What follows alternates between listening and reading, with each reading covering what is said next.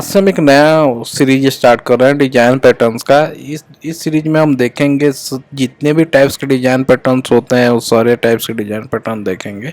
वो भी real time में देखेंगे, वो रियल लाइफ से हम कनेक्ट करके देखेंगे, प्रोजेक्ट से कनेक्ट करके देखेंगे, कहाँ पे यूज कर देंगे, कैसे यूज करेंगे, क्यों यूज करेंगे, सारी चीज़ों के बारे में देखेंगे। तो सबसे पहले हम ये समझते हैं कि डिजाइन पैटर्न होता क्या है, फिर हम आगे उसके टाइप्स के बारे में बात करेंगे, फिर उसको आगे बात करेंगे कैसे हम इस डिजाइन पैटर्न्स को पढ़ेंगे, और फिर हम एक एक करके सारे डिजाइन पैटर्न्स को इस सीरीज में कवर करेंगे। तो सबसे पहले हम बात करते हैं डिजाइन पैटर्न्स क्या होता है।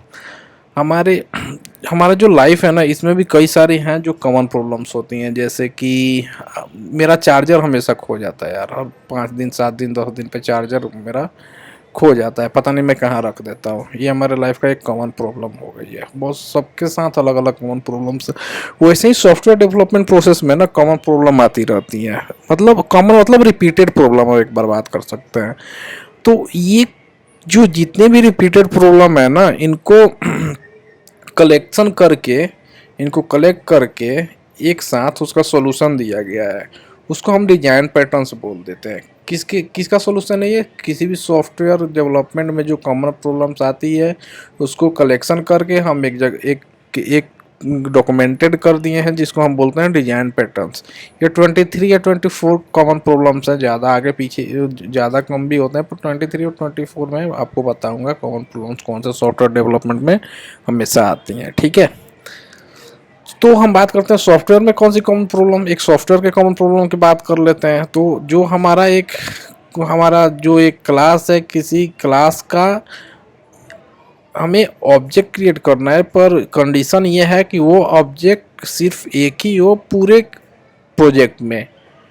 एक प्रॉब्लम है ना, इस प्रॉब्लम ये एक प्रॉब्लम है, और ये प्रॉब्लम जो होती है ना हर प्रोजेक्ट में आते रहता है। इसको हम एक कॉमन प्रॉब्लम सॉफ्टवेयर डेवलपमेंट में होता है। ठीक है, इसी टाइप के हम 24 कॉमन प्रॉब्लम्स और उसके सोल्यूशन के बारे में डिजाइन पैटर्न्स में हम देखेंगे। ठीक है, अच्छा, अब तीसरा है कि क्या ये डिजाइन पैटर्न्स में जो सॉल्यूशन दिया हुआ है वो क्या लाइब्रेरी है या कोड है, पीस ऑफ कोड है। जैसे हम कोई फंक्शनैलिटी यूज करते हैं तो उसकी लाइब्रेरी दी होती है, हम लाइब्रेरी को यूज कर लेते हैं। तो क्या ये एक लाइब्रेरी है क्या डिजाइन पैटर्न्स? नहीं, ये ना कोई लाइब्रेरी है ना पीस ऑफ कोड है जो आप इंपोर्ट कर लो और उसको यूज कर लो किसी प्रॉब्लम के लिए। तो फिर है क्या ये ना, ये एक स्पेसिफिक रूल है, सेट ऑफ रूल्स है, जो बताया गया है कि इस टाइप की अगर प्रॉब्लम आती है ना तो आपका सोल्यूशन ये है, ये सेट ऑफ रूल्स है, इसके थ्रू आप जाओगे तो सोल्यूशन आपको मिल जाएगा।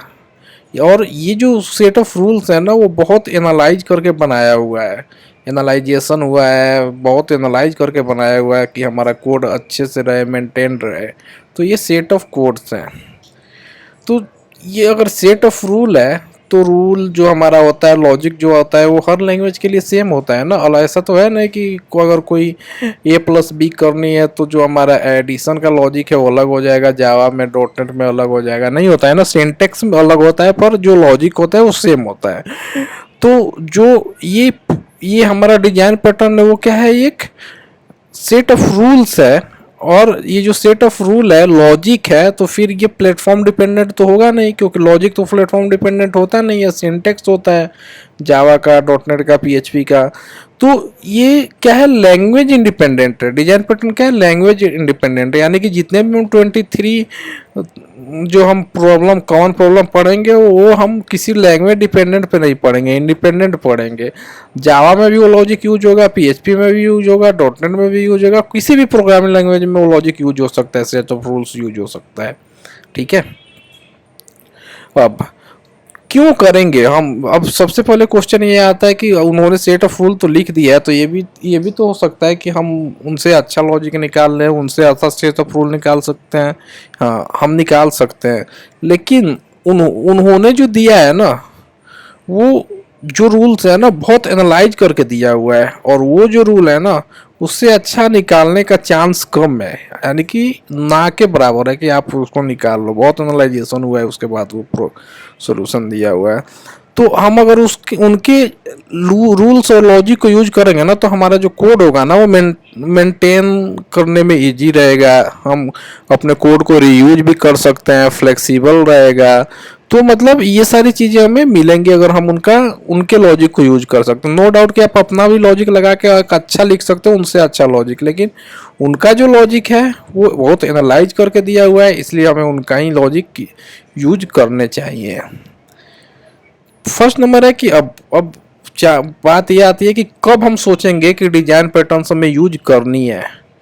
तो ये जो डिजाइन पैटर्न्स के लॉजिक हम कब सोचेंगे, वो क्या होता है कि जब हम किसी सॉफ्टवेयर बनाते हैं तो उसमें एनालाइज करने का फेज आता है। रिक्वायरमेंट हमारे पास है, उसको एनालाइज करेंगे कि हम कैसे डेवलप करेंगे, तो जिसको हम बोलते हैं सॉफ्टवेयर डेवलपमेंट लाइफ साइकिल। तो जब software development life cycle process होता है ना, उसी टाइम पे हम देखते हैं कि इसको कैसे हम कौन सा डिजाइन पैटर्न यूज करेंगे, कैसे यूज करेंगे। ठीक है। सिक्स है कि अच्छा, ये तो सब जो चीज़ें हैं, सबसे पहले इसके हम थोड़ा हिस्ट्री के बारे में बात करते हैं कि ये आया कैसे। तो ये जो डिजाइन पैटर्न है ना, इसको सबसे पहले क्रिस ने लेके आया था। क्रिस एक सिविल इंजीनियर थे, ये सॉफ्टवेयर के नहीं थे, ये सिविल इंजीनियर थे।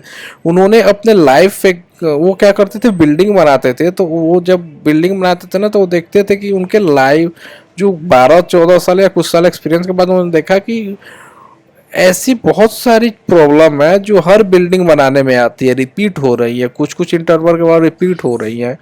तो उन सभी प्रॉब्लम को क्या किया उन्होंने, डॉक्यूमेंटेड किया और उसको पब्लिश किया कि आगे जो कोई आए ना, उसको इजी वे में वो प्रॉब्लम और वो सोल्यूशन मिल जाए, ना कि उसको फिर से उस सोल्यूशन के बारे में एनालाइज करना पड़े। वो बस डॉक्यूमेंट पढ़े और उसका सोल्यूशन दे दे। तो सबसे पहले किन्होंने किया था, क्रिस ने स्टार्ट किया था इस चीज़ को। तो ये तो किया था उन्होंने, सॉफ्टवेयर में तो किया नहीं था, ये तो सिविल के थे तो सिविल में किया था। इसी आइडिया के पैटर्न पे सॉफ्टवेयर में भी इस आइडिया को इम्प्लीमेंट किया गया, जिसको हम जो सबसे पहले इम्प्लीमेंट किया उसको बोलते हैं gangs of four. Gangs of four क्या होता है कि 4 लोगों का एक ग्रुप था, उन्होंने सॉफ्टवेयर के डेवलपमेंट प्रोसेस की जो भी कॉमन प्रॉब्लम थी उस प्रॉब्लम को कलेक्ट करके और उसका एक डॉक्यूमेंटेड किया और फिर उसको पब्लिश कराया, जिसको हम गैंग्स ऑफ फोर बुक भी बोलते हैं, या उसको elements of reusable object oriented software नाम से उन्होंने बुक को पब्लिश किया। ये जो कलेक्शन किया ना वो 1995 में किया था, इन चारों लोगों ने मिलके, जितने भी सॉफ्टवेयर का जो प्रॉब्लम था, जिसको हम गैंग्स ऑफ फोर के बुक के नाम से भी जानते हैं। ठीक है। अब छठा क्वेश्चन जो हमारे कुछ क्वेश्चन से एक हमारे जो दिमाग में आता है ना, कि वो डिजाइन पैटर्न्स तो हो गया, एक हमने सुना है आर्किटेक्चर पैटर्न भी होता है, तो दोनों में क्या डिफरेंस है। अच्छा, कोई सॉफ्टवेयर हम बनाते हैं ना, तो ओवरऑल सॉफ्टवेयर होता है ना हमारे पास, तो जो ओवरऑल सॉफ्टवेयर का जो डिजाइन होगा ना, उसको बोलते हैं आर्किटेक्चर पैटर्न। जो पूरे सॉफ्टवेयर में जो आर्किटेक्ट होगा उसको आर्किटेक्चर पैटर्न। लेकिन जो डिजाइन पैटर्न क्या होता है, पूरे सॉफ्टवेयर में एक कोई कॉमन प्रॉब्लम है, उस प्रॉब्लम को सॉल्व करने का सेट ऑफ रूल होता है। मतलब मॉड्यूल का, किसी सॉफ्टवेयर के मॉड्यूल में जो प्रॉब्लम है उस मॉड्यूल को हम सॉल्व करेंगे, उस वो डिजाइन पैटर्न होता है। पूरे सॉफ्टवेयर का जो आर्किटेक्ट होता है उसको बोलते हैं आर्किटेक्चर पैटर्न। पूरा सॉफ्टवेयर के स्ट्रक्चर को क्या बोलेंगे, आर्किटेक्चर पैटर्न। लेकिन उस एक सॉफ्टवेयर के अंदर बहुत सारे मॉड्यूल्स होंगे ना, तो उस मॉड्यूल में जो हम इम्प्लीमेंट करेंगे, उस मॉड्यूल के प्रॉब्लम को सॉल्व किसके थ्रू करते हैं, डिजाइन पैटर्न्स के थ्रू। ठीक है। अब अब हम बात कर लेते हैं कितने टाइप के डिजाइन पैटर्न्स होते हैं। तो जो हमारे डिजाइन पैटर्न्स होते हैं ना, अगर हम लैंग्वेज की बात करें तो हमारा लैंग्वेज भी डिवाइड होता है। जावा की बात करो तो कोर जावा, एडवांस जावा, जिसको हम J2EE भी बोलते हैं सर्वर साइड के लिए, और कोर जावा जो होता है।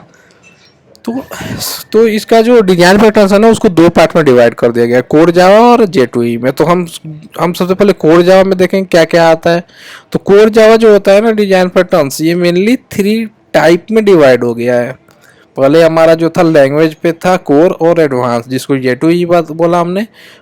तो हम कोर में भी क्या 3 पार्ट में डिवाइड हो गया, सब पार्ट में। वो 3 पार्ट कौन सा था, एक क्रिएशनल डिजाइन पैटर्न था।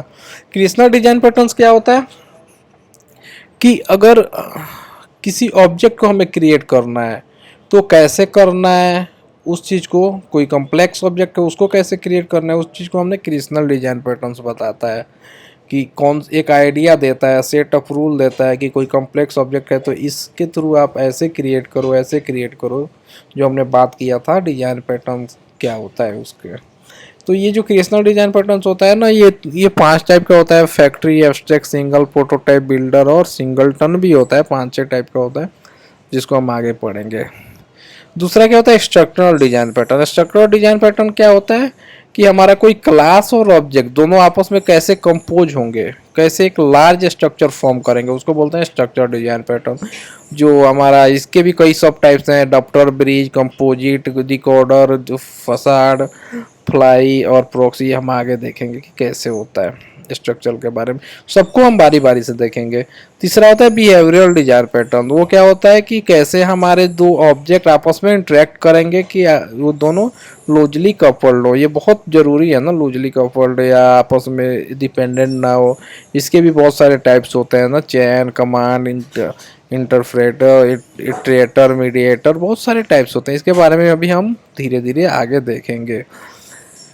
तो ये तो हमारा हो गया। सबसे पहले हमने क्या देखा, कोर और J2E। कोर में 3 type, creational, structural, behavioural. Creational में बहुत सारे टाइप, स्ट्रक्चर में बहुत सारे टाइप, बिहेवियरल में बहुत सारे। इन सबको हम बारी बारी से देखेंगे। चौथा क्या है कि अब सबसे पहले ये आता है कि हम कैसे इस डिजाइन पैटर्न्स को पढ़ेंगे। इस कोर्स में जो अगला वीडियो आएगा उसको हम कैसे पढ़ेंगे। जितने भी हमारे डिजाइन पैटर्न्स हैं ना, उसके लिए हम कुछ स्टेप यूज करेंगे। स्टेप कौन सा होगा, सबसे पहले मैंने बताया था कि जितने भी हमारे डिजाइन पैटर्न्स है वो सारे किसी प्रॉब्लम को सॉल्व करने के लिए है। कॉमन प्रॉब्लम, कोई एक प्रॉब्लम एक डिजाइन पैटर्न सॉल्व करता होगा, दूसरा दूसरा डिजाइन पैटर्न सॉल्व होता होगा। तो सबसे पहले हम देखेंगे कि वो कौन सा प्रॉब्लम है जो हमारे सॉफ्टवेयर डेवलपमेंट में कॉमनली आता है। उसके बाद उस प्रॉब्लम को हम इम्प्लीमेंट करके कोड के थ्रू देखेंगे। पहले तो हम थ्योरेटिकल देखेंगे, फिर कोड के थ्रू देखेंगे कैसे उसको इम्प्लीमेंट करें हम प्रॉब्लम को। फिर उस प्रॉब्लम के सोल्यूशन देखेंगे कि कितने टाइप से हम अपने इसके सोल्यूशन को दे सकते हैं। उसके बाद हम देखेंगे कि इस प्रॉब्लम में हम कौन से डिजाइन पैटर्न यूज करके इसको प्रॉब्लम को सॉल्व करेंगे। उसके बाद हम देखेंगे कि डिजाइन पैटर्न का डिफिनीशन, क्योंकि अगर हम पहले डिफिनीशन देख लेंगे तो समझ नहीं आएगा। तो सबसे पहले हम ये 4 चीज़ें देखेंगे, प्रॉब्लम, फिर सॉल्यूशन, फिर उसका सॉल्यूशन का इम्प्लीमेंटेशन, और उसके बाद हम डिफिनीशन ऑफ डिजाइन पैटर्न। उसके बाद हम कुछ ऐसे 1-2-3 रियल टाइम एग्जाम्पल भी देखेंगे जो हमारे डिजाइन पैटर्न्स, हर डिजाइन पैटर्न्स के 2-3 एग्जाम्पल देखेंगे जिससे कि हमारे दिमाग में सेट हो जाए माइंड में कि कैसे डिजाइन पैटर्न्स ये वाला काम कहाँ पे यूज होगा। उसके बाद हम देखेंगे कि जावा वालों ने उस डिजाइन पैटर्न को कहाँ पे यूज की दिया है, जेडीके के अंदर, लाइब्रेरी बनाने के अंदर। फिर हम देखेंगे सारे जितने भी हमारे डिजाइन पैटर्न्स हैं ना, सबके कंपैरिजन को देखेंगे। कंपैरिजन को इसलिए देखेंगे तो क्रिएशनल में तो सिर्फ ऑब्जेक्ट क्रिएशन का है, तो ऑब्जेक्ट क्रिएशन के बहुत सारे हैं ना, फैक्ट्री, सिंगलटन, एब्स्ट्रैक्ट, फैक्ट्री, ये सारी चीज़ें, तो सब में क्या डिफरेंस है वो देखेंगे। उसके बाद ऐसे हम एक क्लास नोट्स भी देंगे जो हमेशा बनाते हैं, क्लास नोट्स। उस क्लास नोट्स को आपको मिलेगा, और क्लास नोट्स मिलने के बाद अब क्या होगा कि एक कुछ जो हम प्रोजेक्ट बना के कोडिंग के थ्रू जो प्रॉब्लम और सोल्यूशन देखेंगे उसको भी हम देंगे, जैसे ये वाला प्रोजेक्ट का ये है अडॉप्टर, ब्रिज, फैक्ट्री, etc। तो आज के वीडियो में बस इतना ही। अगले वीडियो में हम स्टार्ट करेंगे क्रिएशनल डिजाइन पैटर्न का, सिंगलटन डिजाइन पैटर्न जो फर्स्ट होता है। तब तक के लिए गुड बाय।